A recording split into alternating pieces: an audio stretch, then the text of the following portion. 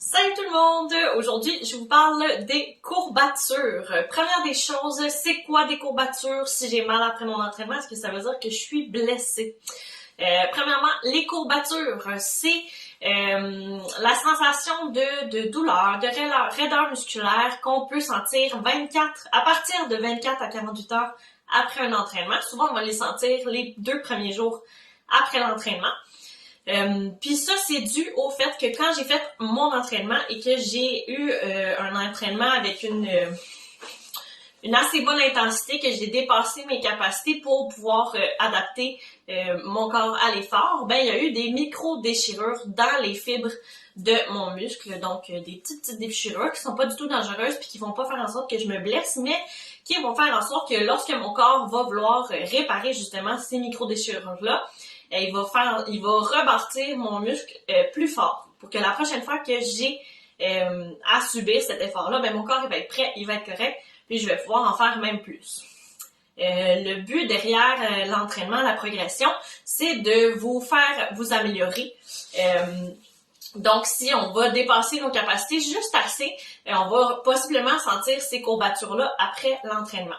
C'est normal de les sentir après les premières semaines d'un nouveau programme, mais on ne veut pas nécessairement sentir qu'on a mal pendant une semaine au complet, puis qu'on n'est pas capable de fonctionner dans notre vie de tous les jours. Ça, à ce moment-là, si j'ai mal pendant une semaine, puis que le moindrement que j'essaie de faire un mouvement, j'ai mal, là, ça veut dire qu'on a poussé trop loin, puis qu'on s'est blessé. Donc, il faut retourner voir qu'est-ce qu'on a fait dans l'entraînement, qu'est-ce qu'on peut adapter pour l'améliorer.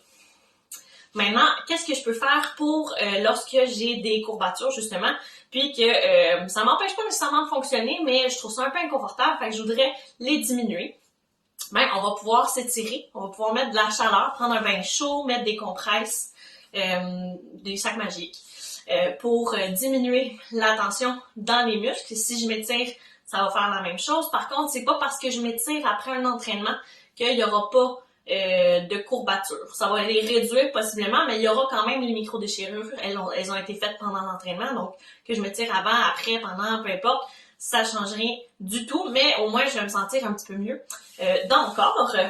Ensuite de ça, si je veux prendre du Voltaren, prendre d'autres types d'analgésiques du genre, malheureusement, là, ça n'a pas d'impact. C'est plus placebo que d'autres choses. Fait que je vous conseille plutôt d'y aller avec la chaleur, d'aller marcher, de bouger, de pas rester tout le temps assis, parce que vous allez voir, là, quand on reste assis longtemps au travail puis qu'on se lève, on va le sentir pendant une couple de pas. Fait que je vous conseille d'aller marcher, mettre de la chaleur, vous étirer.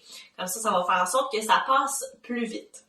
Là, je vous entends déjà me dire, OK, mais là, moi, Caroline, je suis pas tout le temps courbaturée là, après mes entraînements. Est-ce que ça veut dire que je travaille dans le vide? Mais pas du tout.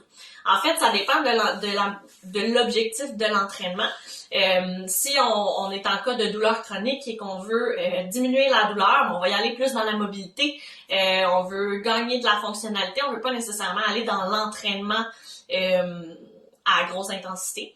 Donc, à ce moment-là, on ne sera pas courbaturé, mais il y a quand même des améliorations. Je vais être capable de mieux bouger dans mon corps, je vais être capable de mieux bouger dans ma vie de tous les jours, je vais avoir moins mal, je vais être plus fonctionnelle et tout ça. Au final, ça fait en sorte que je me sens mieux puis que j'atteins mes objectifs.